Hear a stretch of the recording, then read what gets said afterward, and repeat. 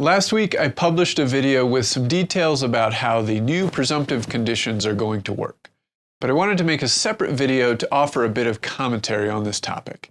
And to get right to the point, the new respiratory presumptions only address a small portion of the problems from toxic burn pit exposure.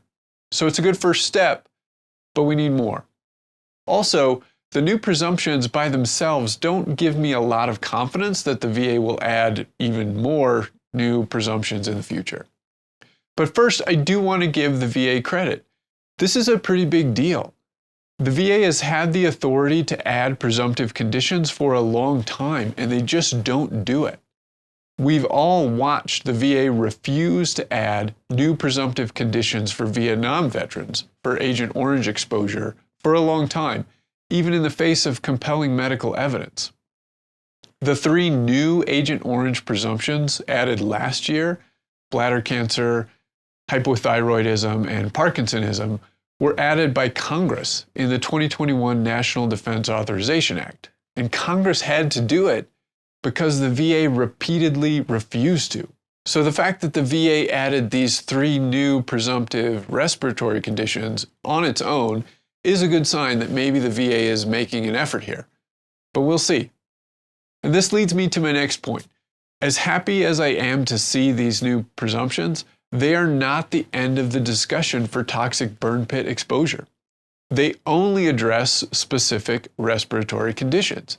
And if you get into the studies done by the VA and others, the basis for these presumptions includes wide-ranging environmental factors. Burn pits are certainly one of those, but there are many other sources of the junk that we all breathed in during our deployments.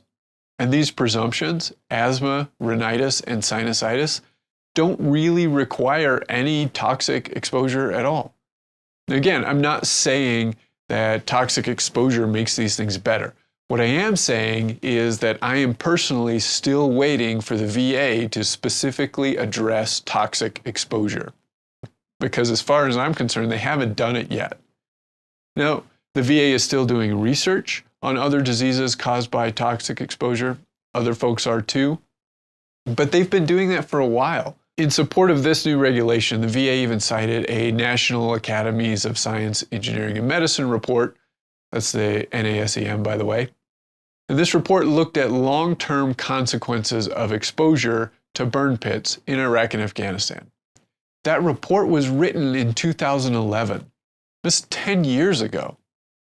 And to get back to the respiratory conditions for a moment, another NASEM report from 2020 listed 27 separate respiratory health outcomes of concern to veterans. Now, I'll admit that just because a condition is listed as of concern doesn't mean it should automatically be a presumptive condition. But the VA relied on this report, among others, for those new presumptions, and it makes the new presumptions we got seem a bit stingy. And looking through the list of 27 outcomes, some of these conditions jump out at me, like sleep apnea for one, as well as several types of cancers. And I want to go back real quick.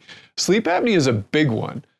We're seeing a ton of veterans with sleep apnea problems. Getting back to toxic exposure, I still don't have much hope the VA is going to get toxic exposure right. We're a month shy of 20 years since September 11th, and these are the first presumptive conditions we've seen. And they're only respiratory conditions. Don't get me started on the horrible stuff coming out of K2 that our brothers and sisters are dealing with. Now, there is a huge bill working its way through Congress that hopefully will address a lot more of the toxic exposure issues. I have not been able to find a recent version of that bill, so I don't know what's in it. As always, we will have to wait and see. If you want to do more reading on these new presumptions, a good place to start is the VA's publication in the Federal Register. I will put a link to that below. But just to give you a heads up, it's pretty technical. And lastly, I don't usually do commentary type videos, so if you like this, let me know. I may do more. If you want me to help you with your VA claim, you can set up a call with me through the links below. I'm Al Walsh, a veteran who likes to help other veterans. Thanks for watching.